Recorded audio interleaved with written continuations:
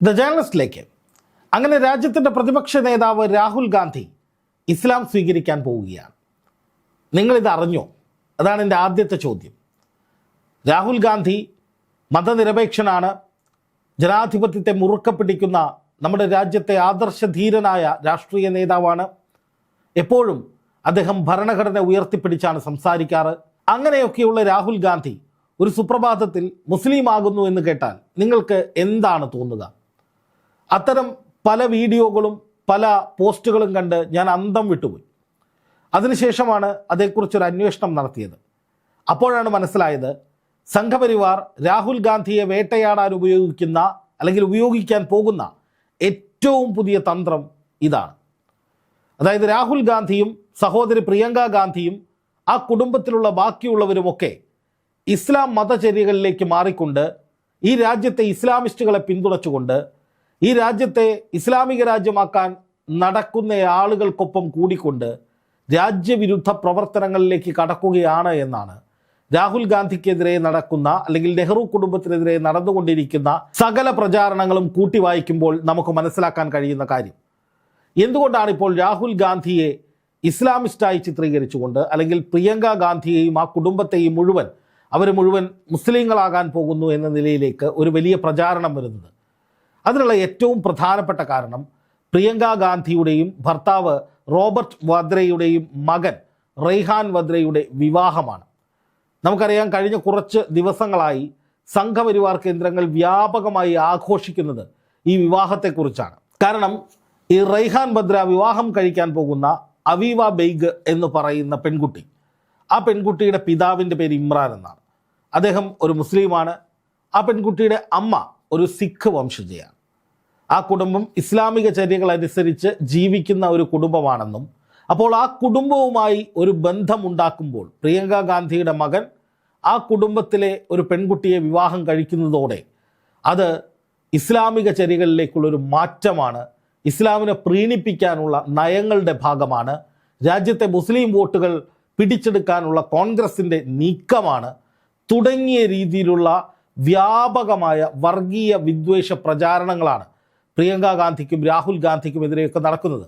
ഇപ്പോൾ പ്രിയങ്ക ഗാന്ധിയുടെ മകൻ ഇത്തരത്തിലൊരു ഇസ്ലാമിക കുടുംബത്തിലേക്ക് പോകുന്നു എന്ന് പറയുമ്പോൾ അതിൻ്റെ അർത്ഥം രാഹുൽ ഗാന്ധി ഉൾപ്പെടുന്ന നെഹ്റു കുടുംബവും രാഹുൽ ഗാന്ധി പ്രതിനിധാനം ചെയ്യുന്ന കോൺഗ്രസ് പ്രസ്ഥാനവും നേരെ ഇസ്ലാമിലേക്ക് പോകുന്നു എന്നത് തന്നെയാണ് എന്നാണ് സംഘപരിവാർ കേന്ദ്രങ്ങൾ വാദിക്കുന്ന ഏറ്റവും പ്രധാനപ്പെട്ട കാര്യം.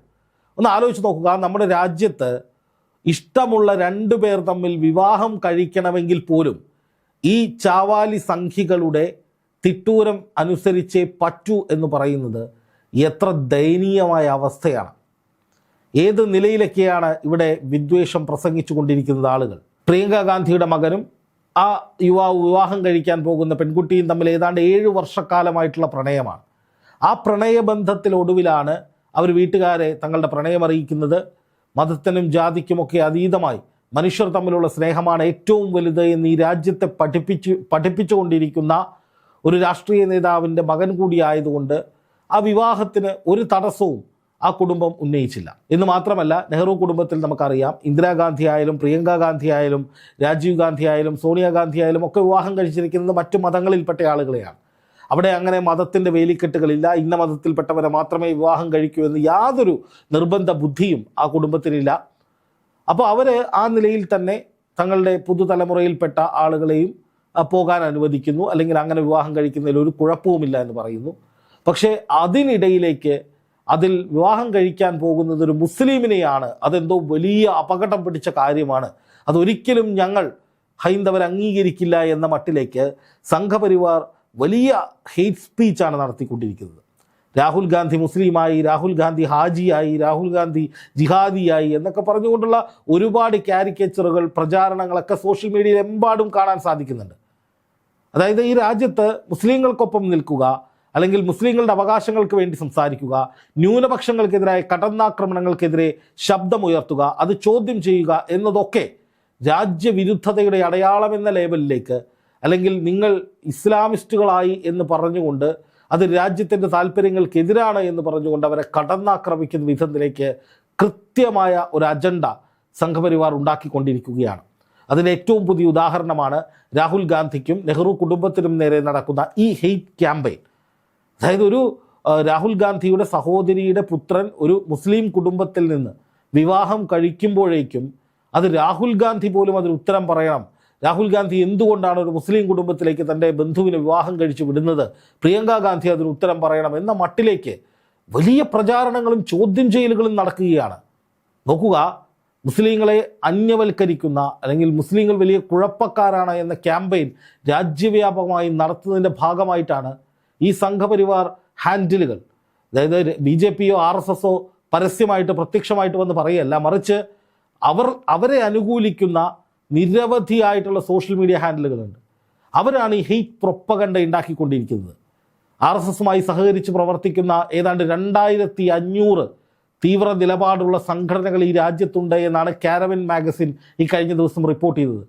ഒന്ന് ആലോചിച്ച് നോക്കുക, ഈ രാജ്യത്തിൻ്റെ വിവിധ ഭാഗങ്ങളിൽ നടക്കുന്ന മുസ്ലിം വിരുദ്ധ ആക്രമണങ്ങൾ, പല വിധത്തിലുള്ള സംഘർഷങ്ങൾ, ക്രിസ്ത്യൻ വിരുദ്ധ ആക്രമണങ്ങൾ, പല വേട്ടകൾ, ഇതിൻ്റെയൊക്കെ പിന്നിൽ ഇത്തരം പല സംഘടനകളുടെ പേരും നമ്മൾ കേട്ടിട്ടുണ്ട്. ഈ അടുത്ത് ക്രിസ്മസ് ദിനത്തിൽ ബജ്റംഗ് ദൾ അടക്കമുള്ള പല സംഘടനകളും നടത്തിയിട്ടുള്ള ആക്രമണങ്ങൾ നമ്മൾ കണ്ടിട്ടുണ്ട്.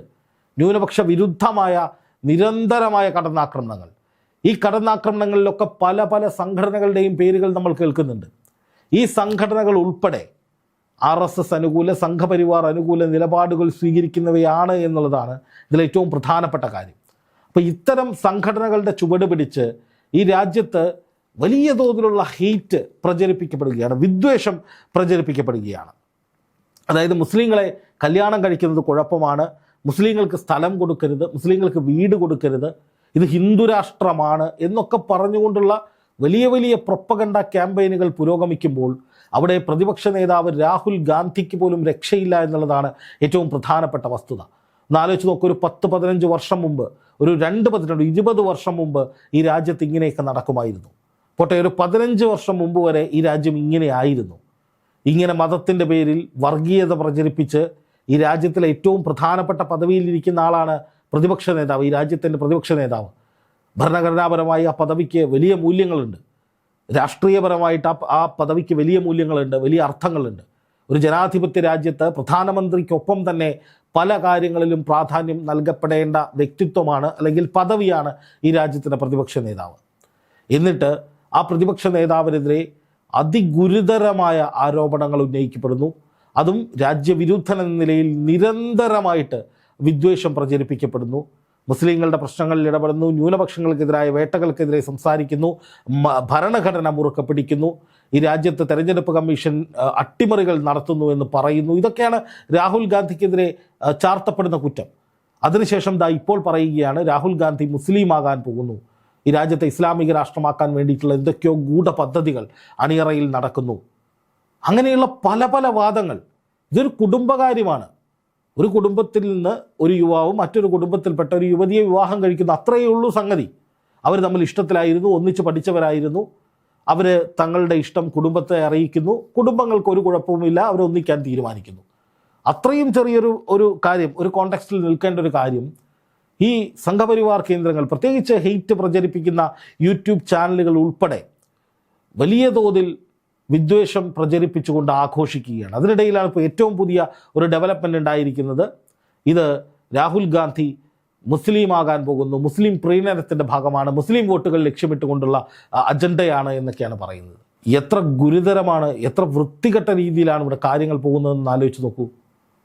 മുസ്ലിങ്ങളെ പൂർണ്ണമായും അരികുവൽക്കരിക്കുന്ന അല്ലെങ്കിൽ അവരെ പൂർണ്ണമായും തള്ളിക്കളയണമെന്ന് പറയാതെ പറയുന്ന വലിയ വിദ്വേഷം സോഷ്യൽ മീഡിയയിലൂടെ പ്രചരിപ്പിക്കപ്പെടുകയാണ്.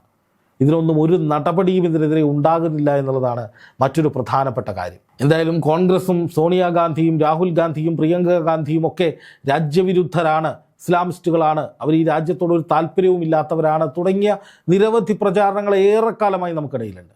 സോണിയാഗാന്ധിയെ ഇറ്റലിക്കാരി മദാമ എന്ന് വിളിച്ചിട്ട് വലിയ അധിക്ഷേപം BJP നടത്തിയിട്ടുണ്ട്, അവരുമായി ബന്ധപ്പെട്ട കേന്ദ്രങ്ങളിൽ നടത്തിയിട്ടുണ്ട്. അതിൻ്റെയൊക്കെ തുടർച്ചയായി രാഹുൽ ഗാന്ധി നടത്തുന്ന, പ്രധാനമന്ത്രി നരേന്ദ്രമോദിക്കും കേന്ദ്ര സർക്കാരിനുമെതിരെ നടത്തുന്ന പോരാട്ടങ്ങളിൽ അസഹിഷ്ണുത പൂണ്ടവർ രാഹുൽ ഗാന്ധിയെ എങ്ങനെയെങ്കിലും കുറ്റം പറയാൻ ആ കുടുംബത്തിൽ നടക്കുന്ന ഒരു വിവാഹത്തെ പോലും എടുത്തുപയോഗിക്കുകയാണ് എന്നുള്ളതാണ് ഇതിൽ നമ്മൾ കാണേണ്ട ഏറ്റവും പ്രധാനപ്പെട്ട കാര്യം. ഒരു തരത്തിലുമുള്ള മര്യാദയില്ലാതെ, ഒരു തരത്തിലുമുള്ള തരത്തിലുള്ള രാഷ്ട്രീയ ബോധവുമില്ലാതെ അന്ധമായ വർഗീയതയും വിദ്വേഷവും ആളിക്കത്തിക്കുന്നവർ പ്രതിപക്ഷ നേതാവിനെ കടന്നാക്രമിക്കുന്ന കാഴ്ചയാണ് നമ്മളിവിടെ കാണാൻ സാധിക്കുന്നത്.